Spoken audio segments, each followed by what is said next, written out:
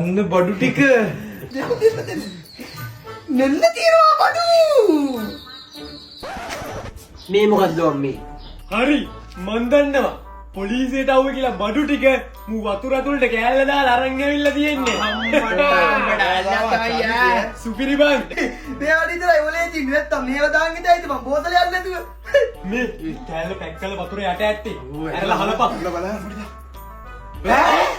මේ මොනවද බම් මේ? කොළ පාටයිනේ බා. මේ මොනවද බා? ඔය තියෙන්නේ බං සුපිරි ශාක සාර.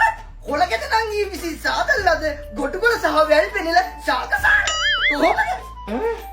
කොළ කැඳ? මගේ පපුවා.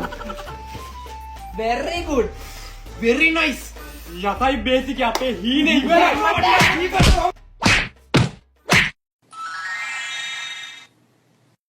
හරියට මොකද දන්නේ නැහැ වෙලා තියෙන්නේ අද දවසට දෙවනි පාරයක් කලන්ත දාලා වැටෙන සික් එක හැදිලා අවුලක් නෑ බං. ඉතින් දාන්නේ දැම්මේ. එහෙනම් කවන්නේ බම් මොකක්වත් අවුලක් කේසයක් ගැන ගන්න නැහැ බම්. ඔන්න අඩුම මැරිලයි.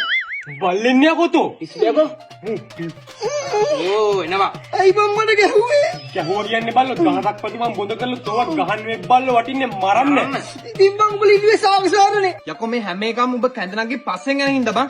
කැඳනන්ගිට මං කැමැත්තක් තියෙනවා නම් ඔබ හැමදාම කැඳ බිබි හරියන්නේ නැහැ බං. මොකක් හරි ගිල කරපන්. කැමැත්තක් තියෙන හින්දා තමයි බං මේ හැමදේම කරන්නේ. ඒක තමයි හැමදාම කියලා කැඳ බොන්නේ. තාම මොනව කරන්නද? කරන්න ඕනද? කරන්න ඕන ඔබ කැමැත්තක් තියෙනවා නම් ගිහින් කෝල් එකක් දාලා ගියපන් නැත්නම් මූන්ට ගිහින් ගියපන් නැත්නම් මැසේජ් එකක් දාලා ගියපන්. එහෙම කිව්වොත් හරියයිද? මට මචං මූණට ගිහිල්ලා කියන්න බෑ. එතන ගොන්ද ඔප්පන නෑ මට ලැජ්ජයි. එතකොට කෝල් එකක් කරන් කියන්න තේ ලැජ්ජයි. මැසේජ් එකක් දාන්න.